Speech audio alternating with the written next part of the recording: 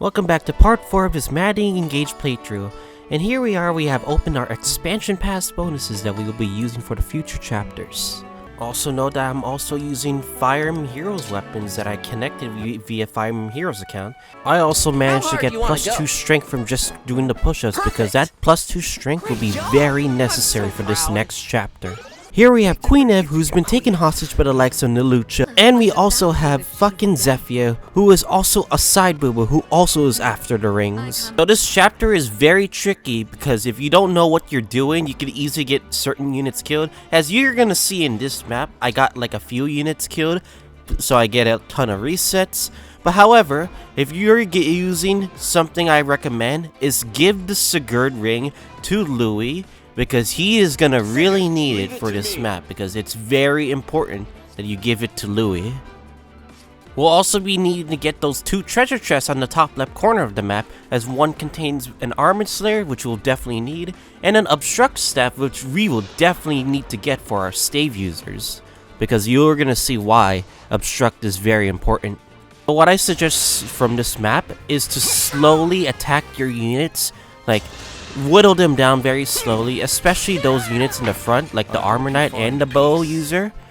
Because if you whittle them down, we're gonna have to reach a certain spot in the map that we're gonna need our Sigurd ring and our Celica ring to do some work. I will not forget your loss. And not to forget, Maddening fixed gropes, well, they start off pretty terrible, so you gotta get used to that.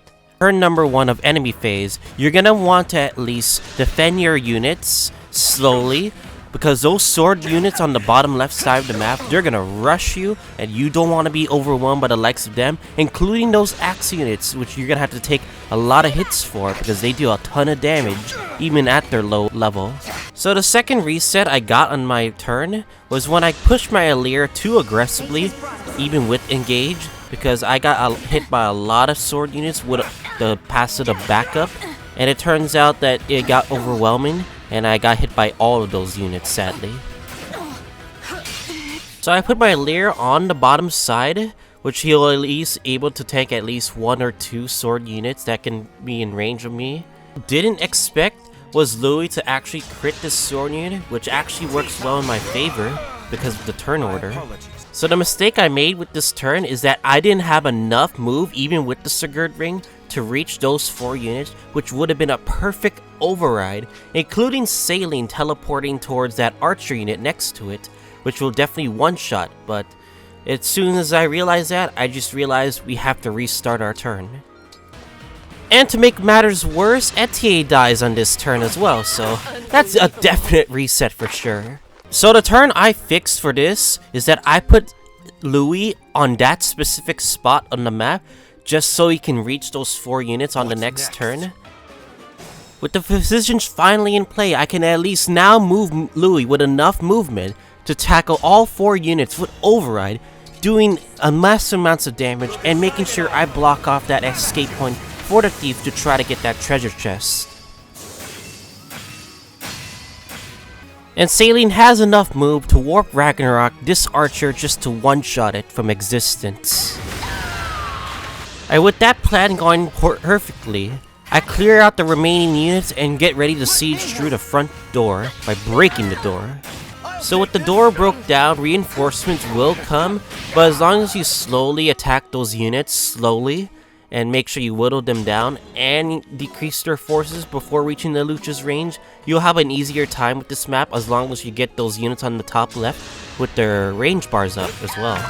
As soon as you have enough range, the Lucha will come at you, and also he will be having a hand axe, so he'll attack from any range you wish to attack, so that'll be quite difficult for this boss ahead.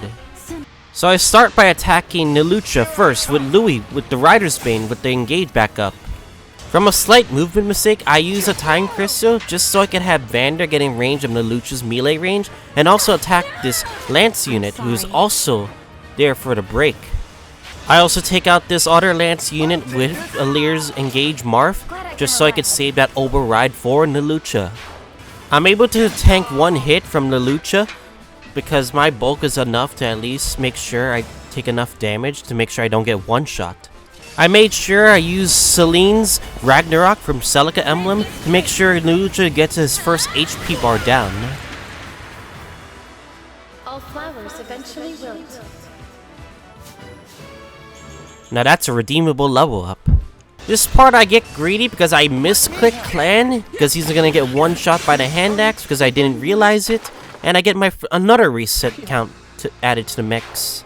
And here we finish off the final HP bar of Lelouch with a Lodestar Witch, which finally ends this dreadful map, which got me a lot of resets in the end. But overall, this was a pretty tough map.